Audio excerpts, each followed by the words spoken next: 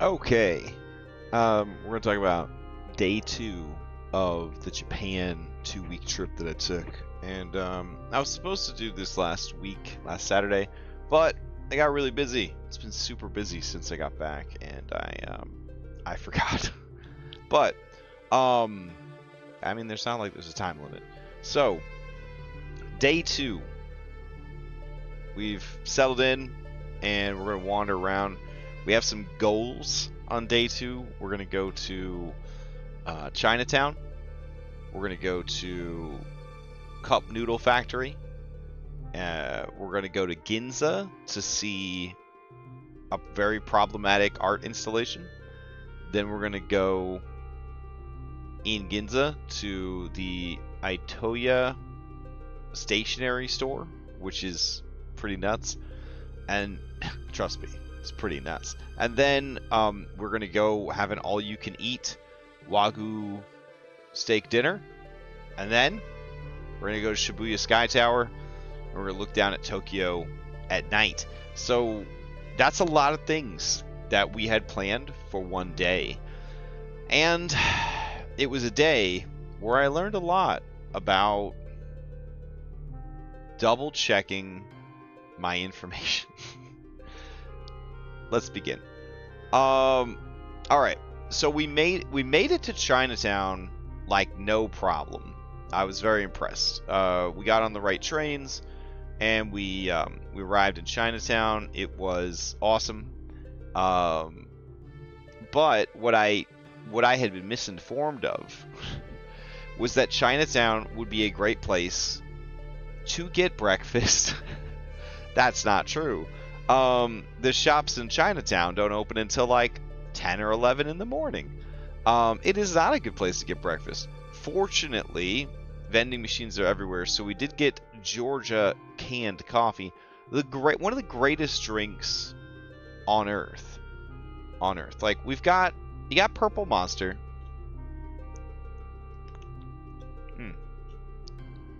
But like, when it comes to just being able to walk up to a vending machine and for like less than $1, I think, you can just get a can of coffee. This is so good. I'm not going to go on and on about it, but it was probably the best canned coffee brand that I had. I drank a lot of canned coffee while I was over there, but this was always a treat. Anyways, Chinatown was beautiful and unique, and I'm going to be honest, adorable. I just love all the little small trucks. I can just take pictures of small trucks all day. We did find a shop that was opening early, and I did get one of them buns. Nope, that way. And I've been waiting to get one of these buns. It was on my bucket list, my Japan bucket list, and it was good. It was real good. Not the best steamed bun that I've had, but it was really good.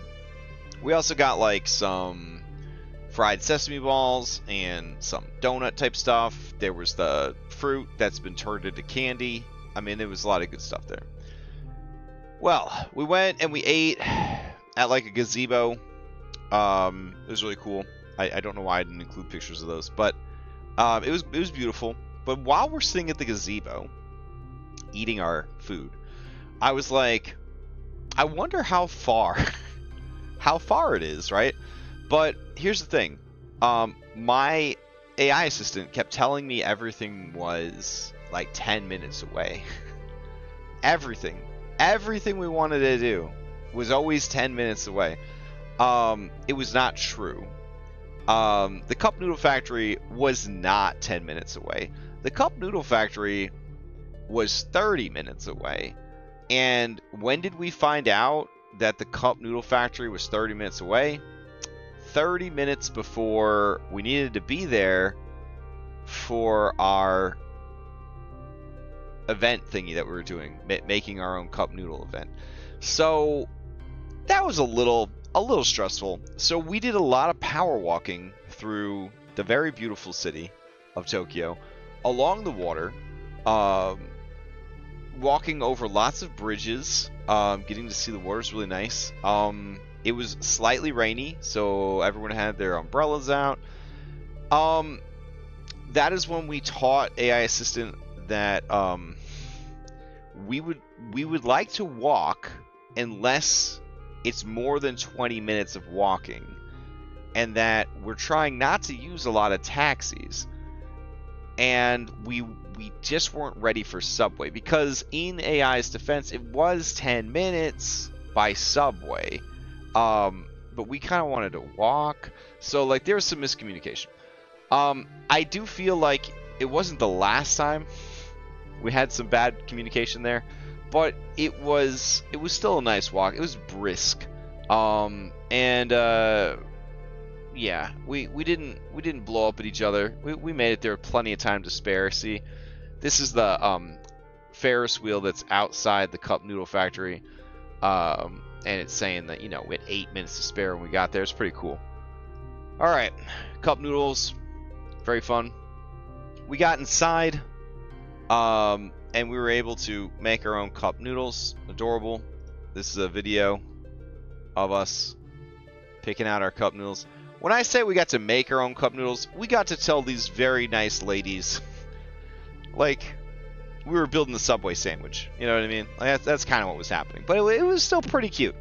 Because when they were done, like, making it, which, I mean, I guess you could watch the whole process here. Before that, we had decorated all of our cups. And they had this little arts and crafts center where everybody can sit down and, like, draw on your cup. I don't know. It was very touristy, but it was also, like, super fun. It was very cute. Then they put it in this magic machine, and they hermetically seal it shut so you could eat it in the Last of Us Fallout times. And then they put it through a special shrink wrap machine after they pressed the lid on. I don't know. It was pretty cute. She's slapping that ass, just pop, pop. Look, it doesn't pop open. See how strong that hermetic seal is? It was awesome. Then they gave you these bags for the cup noodles that were inflatable. I had never seen an inflatable bag before, but you could blow up the bag like a balloon, and then it would be padded around your cup noodle. I mean, Japan, it's like they think everything through. You know what I mean? Like, a lot of times in other countries, I feel like they're like, maybe they'll want a bag? I don't know. In Japan, they're like, what if the bag was an airbag for noodles and also a backpack? That'd be pretty cool. And that's what they did. So yeah, it was really fun. Let me go to the next slide. So then we had to walk over to a station to get to Ginza, and it was actually kind of far for the station, but we got to walk along the river, and there was like lingering sakura blossoms.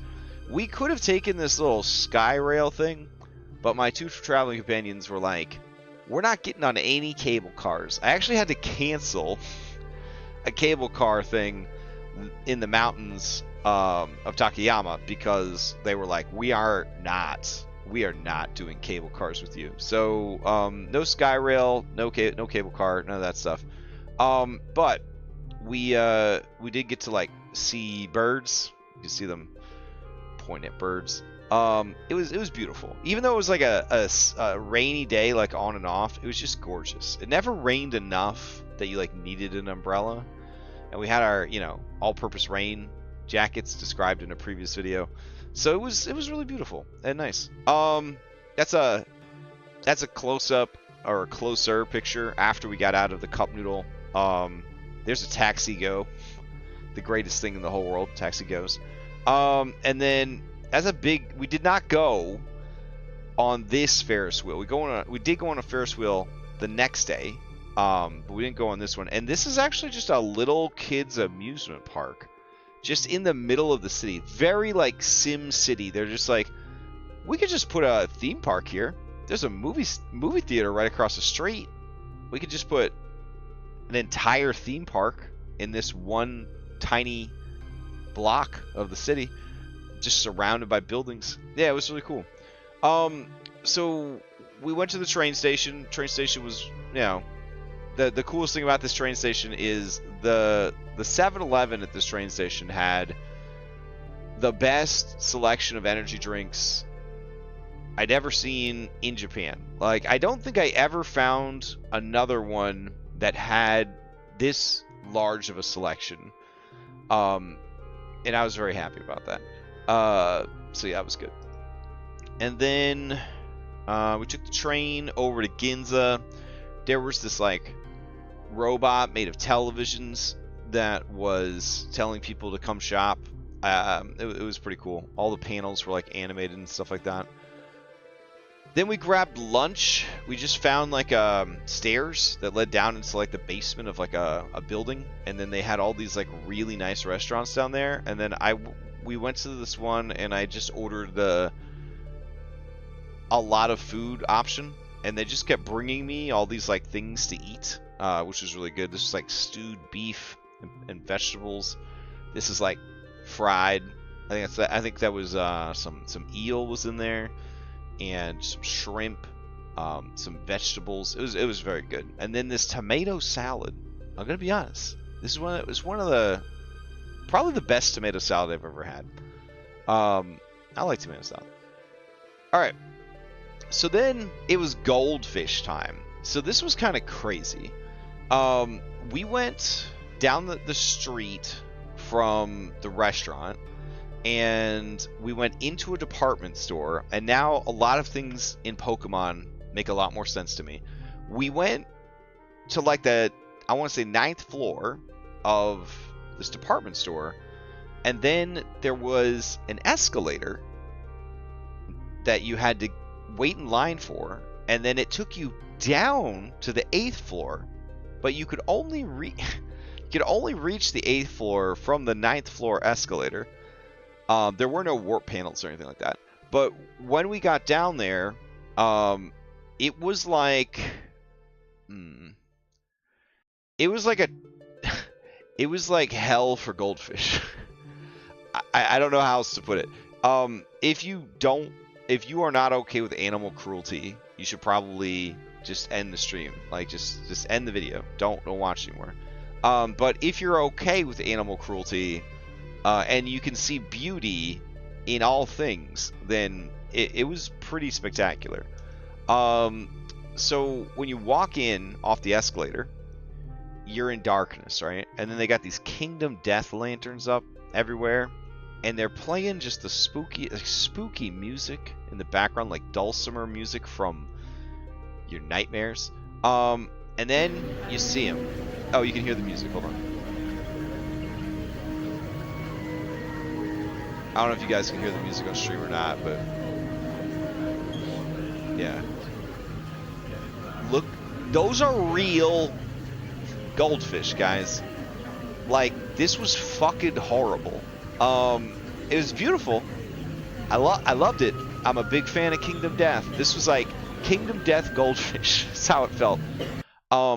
It was kind of horrible, but beautiful at the same time. So these goldfish were like everywhere. That's because they're the stars of the show. Like, they're the exhibit. And they had every way that they could think of to torture these goldfish. They were doing it. All right. I used to own, pet goldfish. They're very sweet. Okay. They really are. They've proven that goldfish are actually pretty smart. And they need like things to do. Like, they need like interesting things, and they can't just live in a bowl. Okay. They need like a tank with room to explore and swim, like things to interact with. These goldfish were not happy. They were not happy. Or I could just set it to perpetually loop. So then over here, look at the optical illusion of the shadows that they created in that tank. Look at how hard and sharp the shadows are in this display. It's incredible. Okay, I eat meat. Okay, I'm not a good person. All right, like I don't do my part for the animals. So I also like kind of like morbid art. You know what I'm saying? So like this exhibit, it was pretty fucking good. It was incredible. My kid, who is of a better alignment than I am, was very upset, and understandably, but it was absolutely gorgeous. Like the things that they were doing to these fish were pretty incredible. Like, and there were so many. There's like so many different goldfish and different sizes of goldfish and different ways that they were displaying the goldfish. And like they kept this like creepy lantern theme like going through the whole place. I don't know. I was really into it.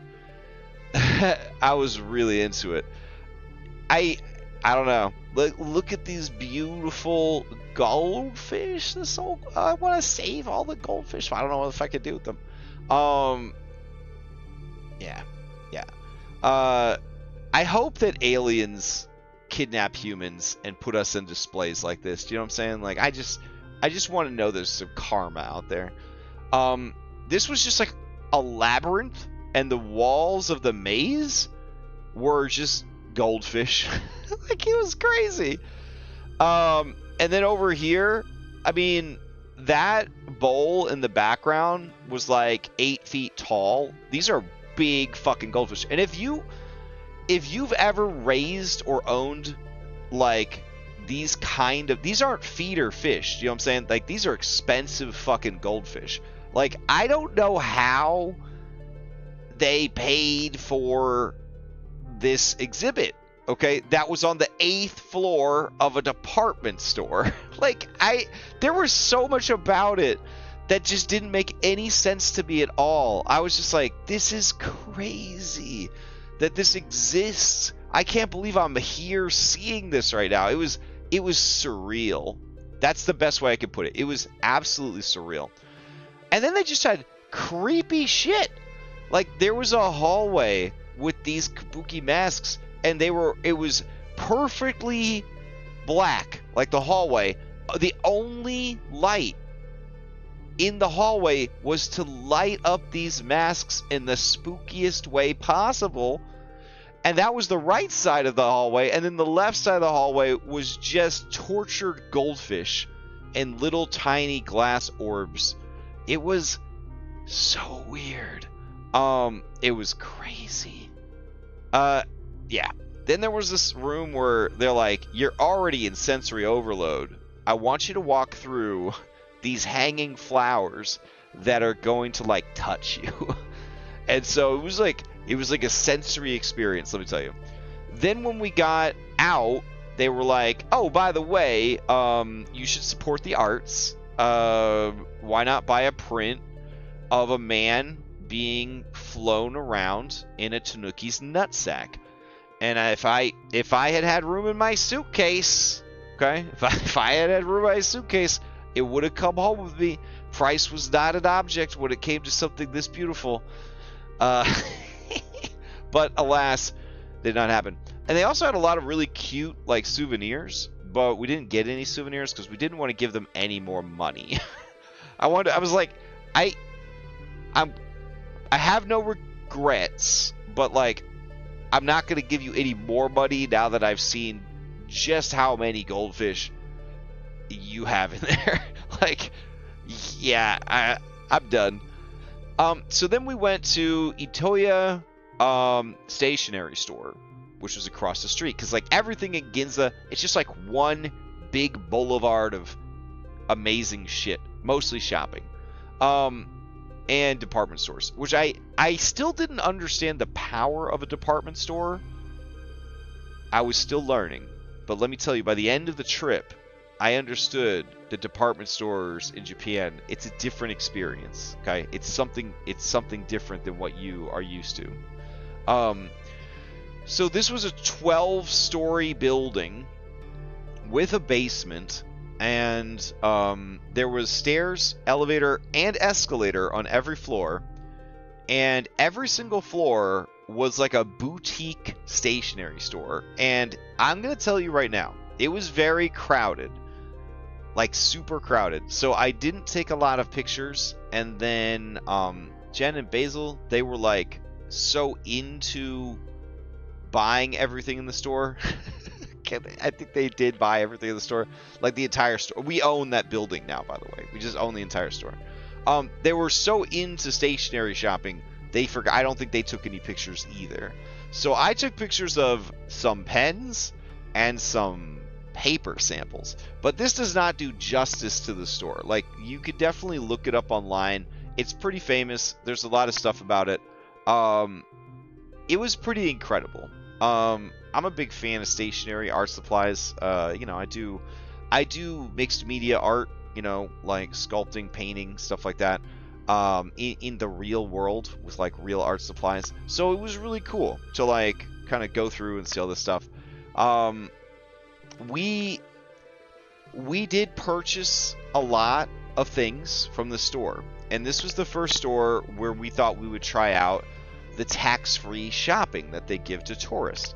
What we didn't really understand about the tax-free shopping was that when you do tax-free shopping, they seal your purchase inside a bag, and then they put like tape on the bag, and the tape says, this tape cannot be broken, this bag cannot be opened until you leave Japan. And so that makes it a lot harder to like pack your suitcases when you go home, because they do such a good job when you do tax-free of making everything into a solid fucking brick that like you don't have a lot of flexibility. It's like now you have a brick that, or a Minecraft block that is the size of everything that you purchased at that store, and now you have to Tetris that in with the other tax-free bricks and blocks that you picked up at the end of your trip. But tax-free shopping, pretty good. You save some money. Some places even give you an extra discount on top of that, and some places like the Pokemon Center, when you're like tax-free, they're like, go fuck yourself. So there's like a range of how they feel about tax-free shopping.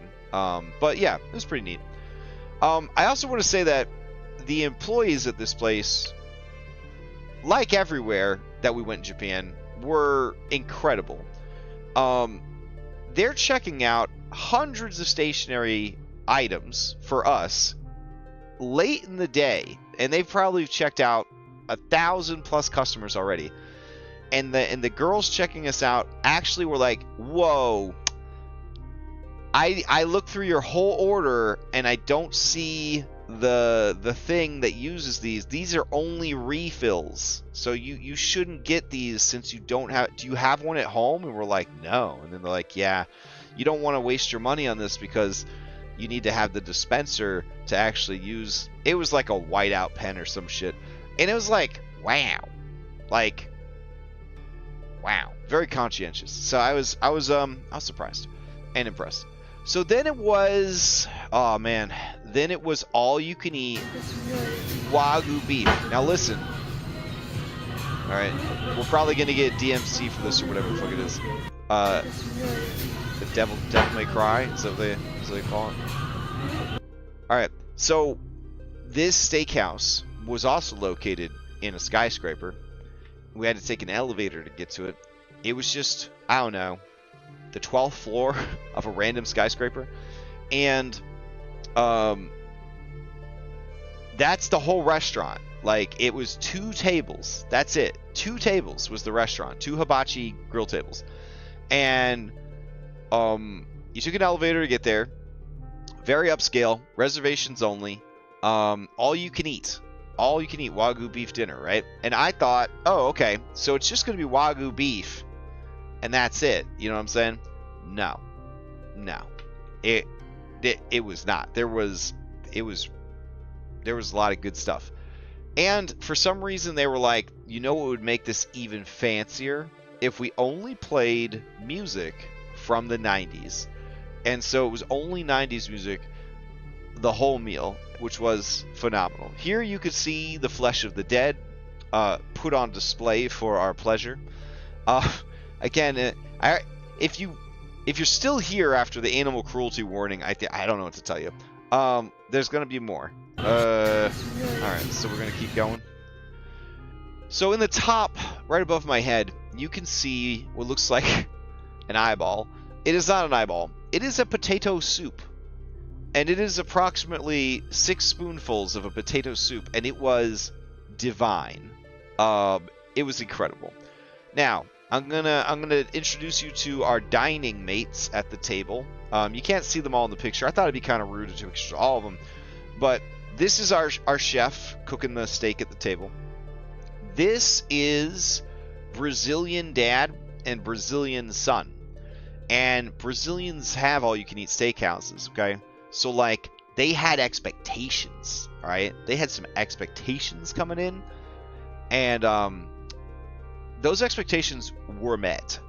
They were both very happy customers. Those two ate a shitload of steak. Like, I thought that I was going to be the one eating all the steak. I thought I would eat all the steak and put these guys out of business. They're going to have to shut the restaurant down. There's going to be a shortage of cows in Japan. No. Those two dudes over there, father and son, they tore it up. Now, to the right, you see middle-aged business lady. Now, middle-aged business lady was there with older gentlemen, and they were there romantically. I'm not trying to put all their business. I'm trying to put all their business out there. She ate him under the table. This woman packed it away. I was incredible. If I had taken my hot coworker or my hot younger wife, actually I took my hot older wife, but anyways, to this restaurant, and they ate like this woman ate, I would just be like, that's what I'm talking about. She tore it up, absolutely destroyed it. Off camera to my right is an Australian couple, and they did an okay job. They did an okay job. I would give them like last place for how much steak they ate. And then to my left, which you can't see in the picture, were Jen and Basil. They did okay. And I myself, I ate a lot of steak. I ate all the steak they gave me and then some. But I did not eat all you... I guess I ate all you could eat because I couldn't eat anymore. But like, they offered me more steak. I just couldn't eat it. So that is because they also gave you these incredible appetizers. So in the top above me, you have some fish. It was really good. I believe it was halibut, and it was phenomenal. Look at, you're at a fancy restaurant because they took the pesto and they made a little swoopy with it. Then there was this hot mess over here. This was some kind of like reconstituted asparagus mousse or some shit. I'll tell you what, I promised myself that I would eat everything that was fed to me, even pufferfish sushi prepared in the middle of nowhere with no hospitals around in case something happened. That did happen later on the trip. So when they gave me this asparagus mousse with all sorts of weird shit, like, I think these were like peeled grapes that had been marinated in like lemons or something.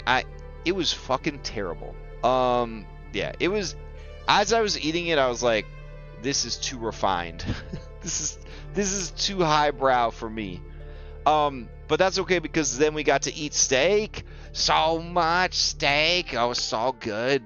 I thought that this was the best steak I had ever had in my life until I went to Takayama. And then I had the real best steak I'd ever had in my entire life. But this was very good. I was very, very happy with this. And you were kind of doing a tour of the cow. Like, they had like a picture of the cow. And they're like, now we're eating this part of the cow. Now we're eating that part of the cow. We're going to eat the whole fucking cow. We didn't eat like the cow's like more unusual parts. It was all beef. All right. Like, so don't think we were like eating like testicles or anything. But like, it was good. It was really good. Then for dessert, we had ice cream and fruit. Ice cream and fruit is kind of like the go-to dessert for Japanese restaurants. They're like, should we have a dessert? I don't know. Maybe. I'm like, well, what should we have? And they're like, ice cream, I guess, fruit. And that's it. Yeah, it was a really, really good meal. Then we went over to Shibuya Sky. Now, Shibuya Sky is located at the top of Shibuya Square, which is yet another department store. Of course, by the time we got there, the department store was closing down, but there was a lot of really cool stuff in the department store that we didn't get to look at because we still hadn't figured out how badass department stores were yet. We got to the top of the tower where the Shibuya Sky is located, and then they told us we weren't allowed to go to the roof, and that really sucked. I was really sad about that. I was like, what? And they were really cool about it, though. They're like, hey, it's really expensive. You can have your money back if you just want to leave. And at that point, I'm like, listen, I'm already here. I climbed, I took a train. It's late at night. I got nothing else to do. It's not like I'm going to come back to Japan next month and do it. You know what I'm saying? So, like, what can we do if we go upstairs? Like, well, they got the Sky Lounge. And so, like, you'll be, like, I don't know, 40 stories up or some shit. And you'll be, like, able to see the city, but you'll have to look through the windows because it's raining and there's, like, a storm. And we can't let you on the roof because you get struck by lightning or blown off the roof or something. And so it was like, you know what? Fuck it. Let's do it. So we went and we rode these escalators up, and then we rode an elevator up. And the elevator was like, I hope you don't have a seizure from flashing lights. And the walls and the ceiling of the elevator like transformed into screens. And then it was like you were in the fucking TARDIS from Doctor Who, and it's like, oh, you're going to heaven in the elevator. And there was like a light show in the elevator, and then they spit you out at the top, and you're in the Sky Lounge. And the Sky Lounge, you could get like drinks, and you could look out the window, and you could see like flower displays and all that kind of stuff.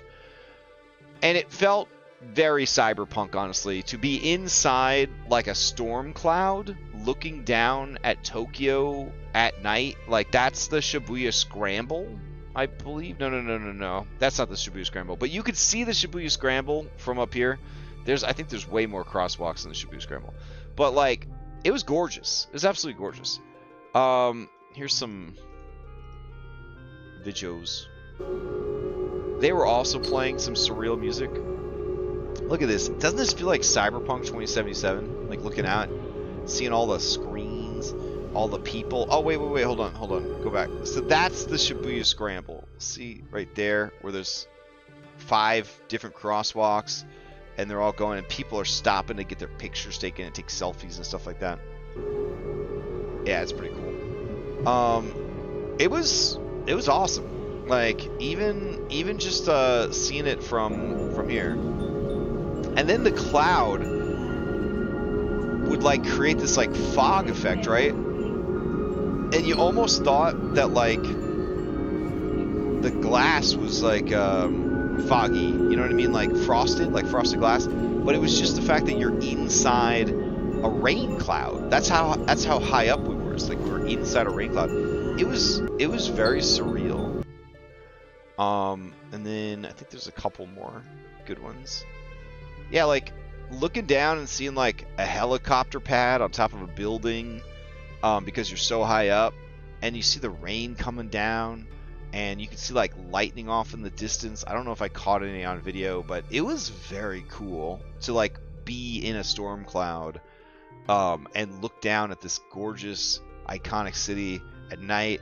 It had sky bridges, it had trains going. You could watch the lights of the train like going through the city, and you could see all the little cars and stuff down there, and the little people. It was awesome. Would it have been more awesome to be out on the roof, getting rained on, lightning possibly striking me, the wind blowing me off the building to my death? Yeah. But this was still very, very cool. And then, yeah, that was that. These are like lights that were in the lounge. It was a very nice shot of the city from this thing. It was awesome. So yeah, that was like the end of our day. We went down to the subway, which is right below the tower that we were in, and that's when we got to see what a Tokyo late night like subway car looks like. And that's when we started to think maybe we'll take a taxi sometimes, because I've been to New York, you know, and I've rode the subway in New York. You know, I've been in New York a few times. I've lived in Europe, you know, ride the trains, you know. I'd, you know, go up from Naples to Rome, go up to, you know, Florence or whatever, you know, just take the train. Nothing prepared me for just how crowded it was. It wasn't crowded like you see in like an anime, you know, where they're like, the train's pretty crowded. They don't want to draw the amount of people that were in the subway car when we got on it. Like, no one would want to draw that many people.